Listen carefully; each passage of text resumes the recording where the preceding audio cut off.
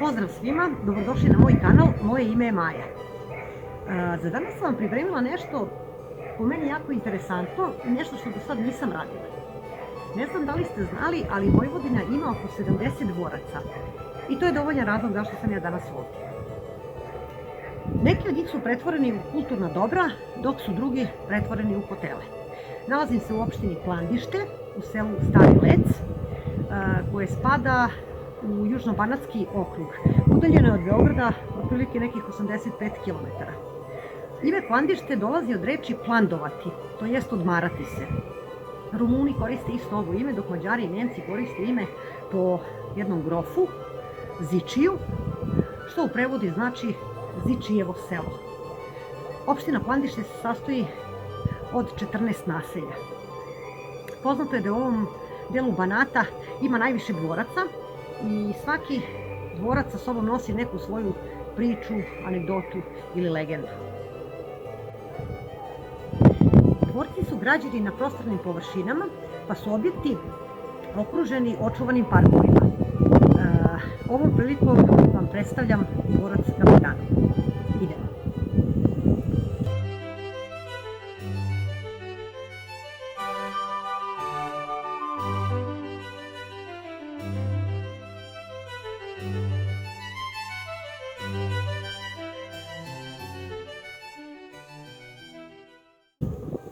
Zaboravila sam da kažem da za ovaj dvorac kažu da ga posećuju samo najsmeliji. A u principu ja jesam smela osoba. I sad baš da sam toliko smela da ga posetim u avgustu mesecu zbog legende koju ću vam kasnije ispričati.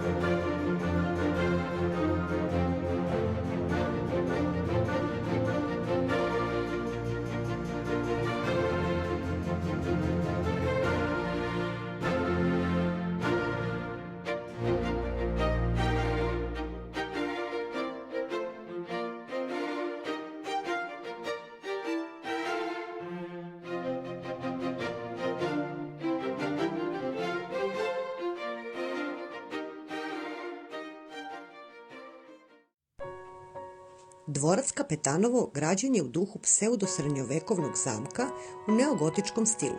Sagradio ga je Bela Botka 1904. godine, ondašnji župan Torontala. Na glavnoj fasadi i danas je vidljiv grb porodice Botka, lav koji drži zvezdu. Kažu da je imao dve ljubavi, ženu i kocku. Zbog ove druge izgubio je prvu. 1938. godine bankrotirao je i dvorac je na licitaciju u Bečkereku prodat Franc Maju, koji ga je kupio kao miraz svojoj ćerki, udatoj za Milana Kapetanova. Otud se danas dvorac i zove Kapetanovo. Posle Drugog svetskog rata nacionalizovan je i predat na upotrebu zemljoradničkoj zadruzi. Kao i mnoga druga zdanja veleposjednika, menjao je gazde i prošao kroz istorijske vrtloge, ali je na svu sreću dospeo u posed vlasnika koji ga je obnovio i dao mu novi sjaj.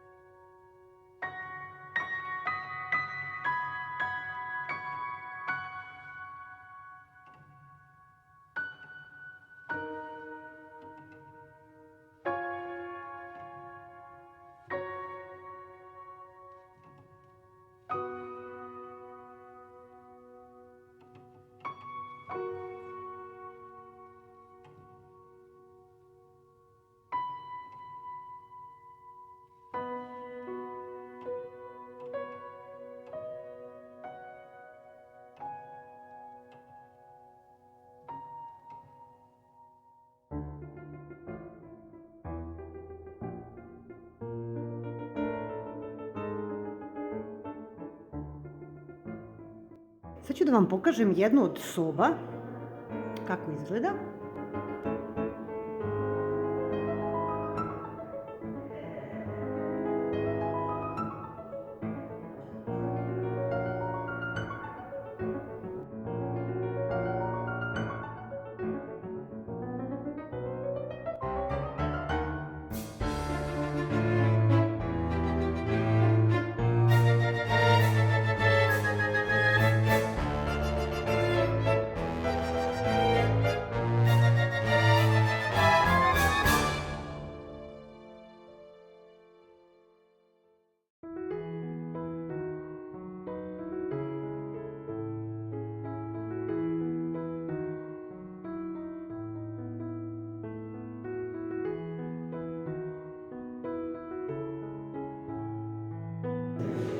Evo da vidite kako izgleda centralna soba.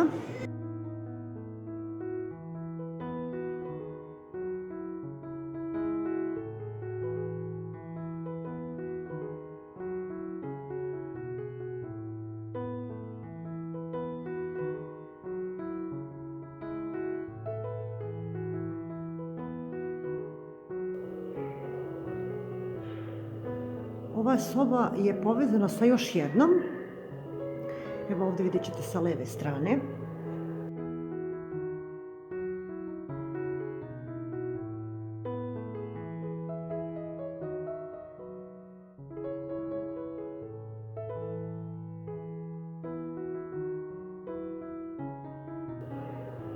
I pravo naspram ove sobe nalazi se kupatilo.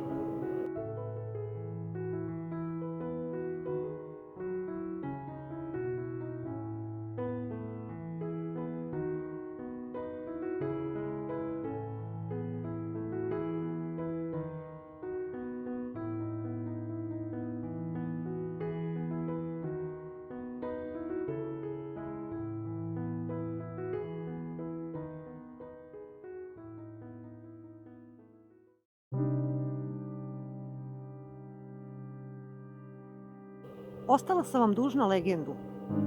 Kao što sam već rekla, dvorac je na kocki izgubio Bela Botka, avgusta meseca 1938. godine.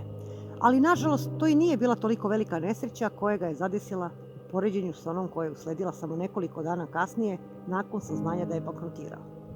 Njegova žena nikako nije mogla da se pomiri sa činjenicom da su izgubili dvorac, popela se na najvišu kulu, polila benzinom i zapalila. Kažu da je brzo izgorela i da od nje nije ostao ni pepeo, osim pramena plave kose. Taj pramen dugo je obletao oko dvorca. Kažu i da svake godine na Svetogiliju 2. avgusta u jednoj od odaja zamka pojavljuje se senka plavokose žene i čuje se rika lavova. I danas kada kosači kose travu oko zamka, na njihovim oštricama i grabljama se umjesto trave nekad nađe i vlas plave kose.